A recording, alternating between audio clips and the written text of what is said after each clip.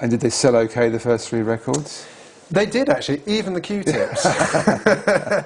But that, I have to say that was because we had support from day one from Line Records in Germany, who was another. I say C for Miles and Line Records were two who were pioneers in that field. They really sort of gave it a go, as it were, you know, by putting out a lot of reissue records, and that was their mainstay.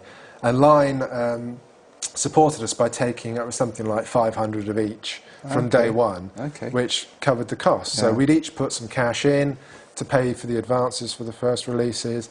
Line Records bought 500 of each straight off, and that's it. We were up and running. So, you know, costs covered, and then we then looked at the next projects.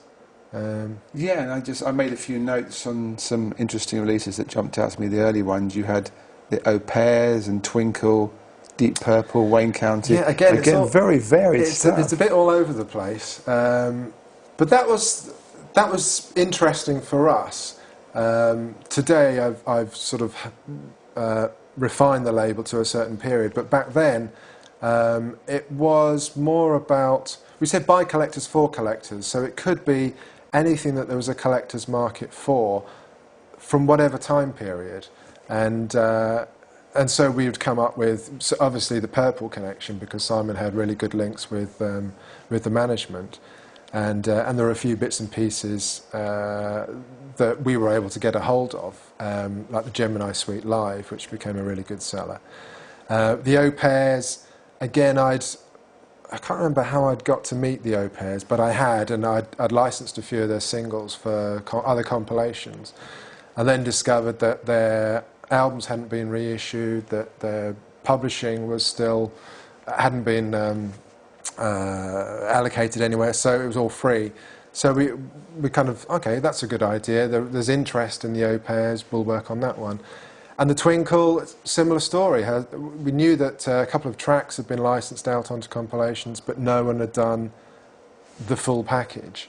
So got to meet Twinkle, and she was more than happy.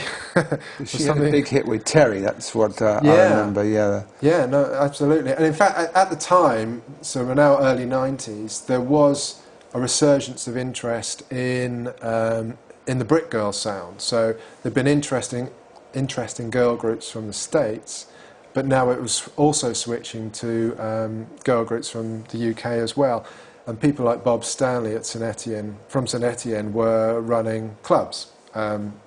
And there were others around the country, Michael Robson and Mick Patrick, Malcolm Baumgart. They were all sort of involved in clubs playing this music, and Twinkle was one of those artists that was, you know, a cornerstone from that sort of Brick Girl sound. And I remember going to a St Etienne gig, and they were playing with Jarvis Cocker. And Twinkle came along, and she was like the guest of honour. And we went backstage afterwards. Twinkle, Twinkle. She was like, you know, a heroine all over again. It's fantastic. So you also started a series called the Dream Babe series. Yes. Which you got together girl groups and girl singers, and that's really been a very successful series over the years, hasn't it? It has, and it wasn't about, as with lots of these series, it's not about the hits. It's about the hits are like the tip of the iceberg, and particularly with the Dream Babes, there was a certain sound that London, in particular, London studios were producing, and they were putting onto these girl singers that subsequent listeners have really sparked off on. Some of them have tripped over into Northern Soul clubs. So Samantha Jones, Surrounded by a Ray of Sunshine, for example, is a Northern Soul favourite.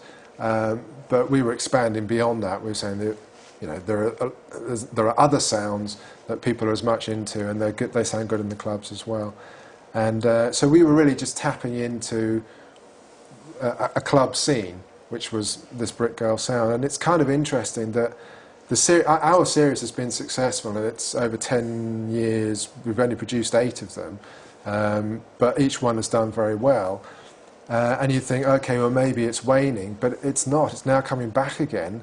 The likes of Amy Winehouse and Duffy, you know, who are saying, who are sort of citing as an influence some of those 60s, sometimes Brick Girls, but obviously the American girl group sound as well.